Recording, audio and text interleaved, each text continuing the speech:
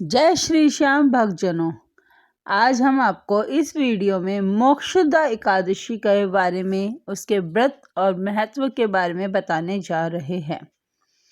मोक्षदा एकादशी मार्गशीर्ष माह के शुक्ल पक्ष की एकादशी मोक्षदा एकादशी के नाम से प्रसिद्ध है।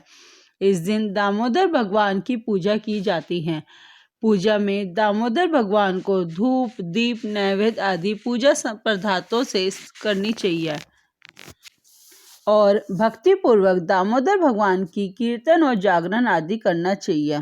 उनसे यह प्रार्थना करनी चाहिए, गोविंद मेरी यह प्रार्थना है, भूलो ना मैं नाम कभी तुम्हारा, निष्काम होके दिन रात गाऊं गोविंद दामोदर माधवेती, गोविंद दामोदर माधवेती। हे कृष्ण, हे यादव, हे सखेती। बोलो दामोदर भगवान की जय, विष्णु भगवान की जय। अब हम आपको मोक्षदा एकादशी व्रत की कथा सुनाने जा रहे हैं। जय श्री श्याम। प्राचीन गोकुल नगर में धर्मात्मा और भक्त वेखानस नाम का राजा था। उसने रात्रि को स्वप्न में अपने पूज्य पिता को नरक भोगते हुए देखा। प्रातःकाल उसने ज्योतिष वेद पाठी ब्राह्मणों से पूछा कि मेरे पिता का उद्धार कैसे होगा। ब्राह्मण बोले, यहाँ समीप ही पर्वत ऋषि का आश्रम है, उनकी शरणागति से आपके पिता शीघ्र ही स्वर्ग को चले जाएंगे।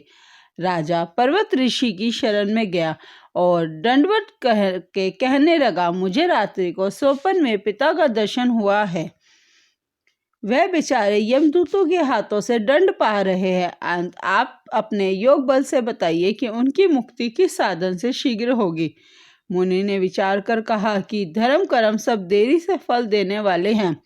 शीघ्र वरदाता तो केवल शंकर जी है, परंतु उनको प्रसन्न करना भी कोई आसान काम नहीं है। देर अवश्य लग जाएगी और तेरे पिता की इतने तक मरम्मत हो जाएगी। इसलिए सबसे सुगम और शीघ्र फलदाता मोक्षदा एकादशी का व्रत है। उसे विधि पूर्वक परिवार सहित करके पिता को संकल्प कर दो, निश्चय ही उनकी मुक्ति होगी।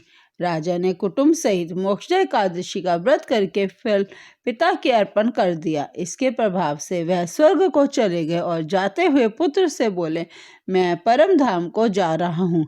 श्रद्धा भक्ति से जो मोक्षदा एकादशी का महात्म्य सुनता है, उसे 10 यज्ञ का फल मिलता है।